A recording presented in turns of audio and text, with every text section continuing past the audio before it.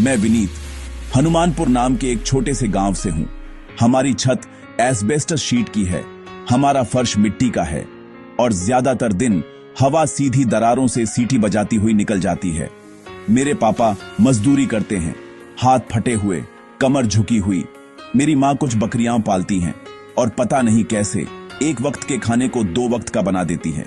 और मुझे किताबों से प्यार हो गया, क्योंकि उनके अंदर दुनिया हमारी दीवारों से बढ़ी लगती थी। मेरे गांव में कोई कोचिंग नहीं थी, तो मैं साइकिल चलाकर नजदीकी इंटरनेट कैफे जाता था, मुफ्त पीडीएफ डाउनलोड करता था और हर पन्ने को खजाने की तरह संभाल कर रखता था। जिला पुस्तकालय में मैं घंटों एक कोने की मेज पर बैठता था, नोट्स लिखता था जब तक स्याही मेरी उंगलियों पर फैल न जाए। मैंने खुद से कहा, एक दिन मैं यूपीएससी क्रैक करूंगा, एक दिन मैं अपने नाम के आगे आईएएस लगाऊंगा, गर्व के लिए नहीं बल्कि एक मकसद के लिए। पहला अटेम्प्ट फेल हो गया। ऐसा लगा जैसे आसमान गिर गया। लोग इतनी तेज फुसफुसाने लगे कि मुझे सुनाई दे। गरीब लड्ढाच के अफसर नहीं बनते।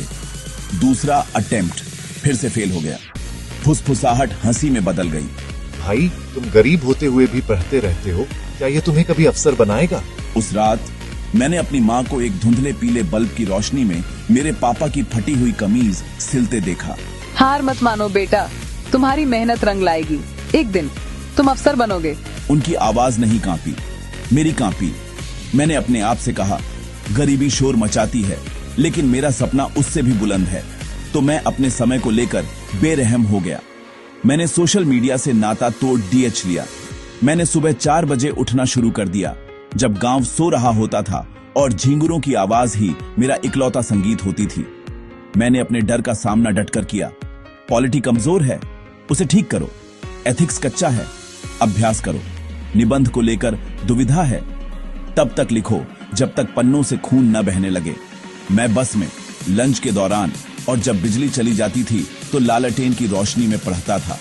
जब भी शक ने दस्तक दी, मैंने एक और प्रैक्टिस टेस्ट से जवाब दिया। तीसरा अटेम्प्ट, प्रीलिम्स पार, मेंस पार, इंटरव्यू।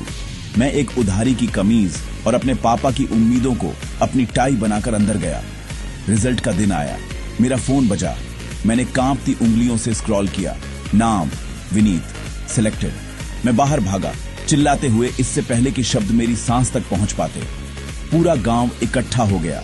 ढोल बजने लगे, बच्चे नाचने लगे, बड़ढोसी मुझसे पहले रोने लगे। मेरे पापा ने मुस्कुराने की कोशिश की, लेकिन उनकी आंखों ने सब कह दिया। मैंने कहा था ना। मैं उन्हें यह बताता हूं, कड्डे ही मेहनत, अटूट विश्वास और परिवार। जब आपके पास यह तीनों हो, तो किसी भी तरह की गरीबी आपको आपके सपनों से दूर नहीं रख सकती। अगर आप यह एक छोटे से कमरे से बद्देह सपनों के साथ देख रहे हैं, तो ध्यान से सुनो।